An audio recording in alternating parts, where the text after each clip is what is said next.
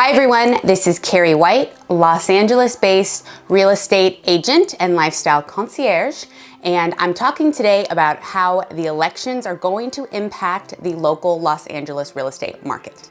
Now, if you haven't seen this channel before, I talk about the ins and outs of real estate, behind the scenes, what's really happening, bringing you facts, and also we have a little fun with some community involvement. So if you haven't subscribed, make sure that you do. And hit the like button. Let me know what you think, comment, let me know that you're out there and that you're watching.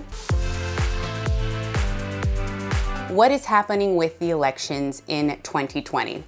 They've all said, obviously, this year has been very unpredictable. It's been a very challenging year for the world as a whole. When have we ever gone through something that everyone can relate to? It's pretty impactful, and I know that we will never ever forget this year and all the things that we learned about ourselves. I have chills just saying that.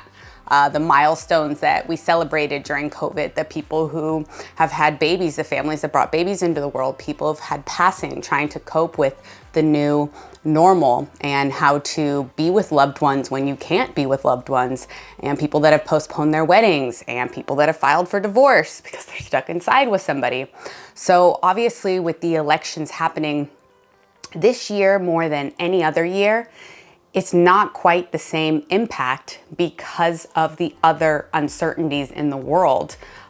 Look at our political agenda with the civil unrest and what's happening with those movements and the terrible tragedies that have had this year and the spotlight on that, along with COVID, along with the fires, along with earthquakes. I mean, there's just so many things that have happened this year. What we can do is look at the past and look at repeatable patterns as it relates to the election. Now, every year, on a whole, sales drop about 10%, like 9.5%. And that's just a regular seasonality drop. That's not prices, that just means the amount of homes selling. So that says if you had 100 homes sell in the second quarter, you would only have 90 homes sell. Now, in an election year, they say that that drops to 15%. So instead of 90 homes selling, you'd have 85 homes selling.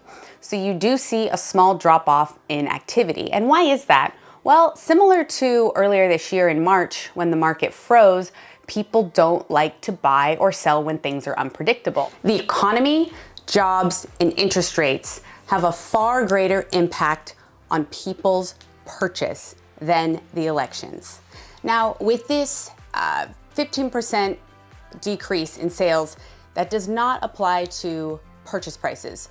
Sales do not drop as far as prices are concerned historically through an election. And then what happens to these sales? Do they disappear? They actually get pushed to the next year.